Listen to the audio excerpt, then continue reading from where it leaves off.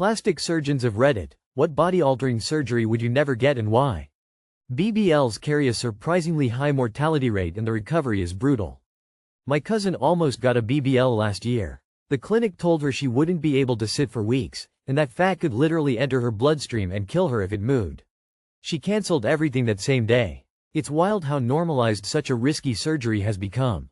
Iris depigmentation laser surgery. The risks of blindness or complications are quite high. And it looks shit. Obligatory. Oh no wait, I am an actual surgeon. I would never get a non-surgical or liquid rhinoplasty. Most of the time that's just filler injected into the nose. There is a risk of filler in this location causing you to go blind.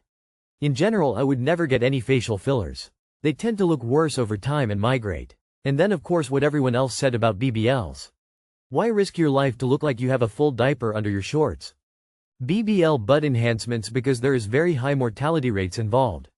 Not a plastic surgeon, but limb lengthening surgery. Permanently disabled to be a few inches taller? No thanks. It's only 4:58 a.m. here in LA. They're all asleep. Beverly Hills plastic surgeon awake and present. I would say fox eye lift, threads lifts and rib removal.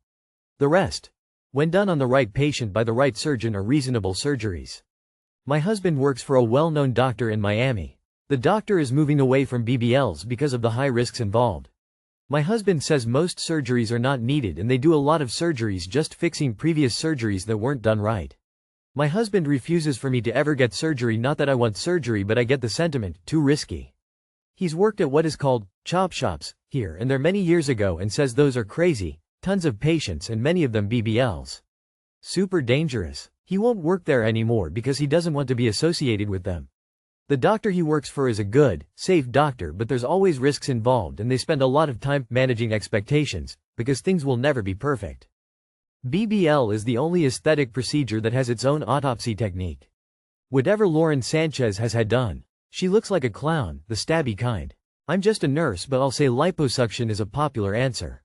There's a ton of plastic surgeons in Houston too. To the one saying they're all in LA. People need reconstruction everywhere, not just eyelid lifts. I'm not a surgeon, but I work in surgery and to be honest I would basically not get anything done unless it's medically necessary or going to significantly improve my quality of life after exhausting all other options, like to relieve pain, make breathing easier, etc. I'm late to the party, so my comment probably won't be seen, but I saw an advertisement on a web page for clavicle shortening surgery. I was really confused and read a bit more. It's a procedure to make your shoulders broader. I'm still a bit baffled, as it seems like a really extensive surgery for a not very noticeable result. Not a surgeon, but my husband is an ICU nurse and sees men with penile implant infections all the time. He says the guys, and their SOs, regret them in later years since they're in and out of the hospital all the time.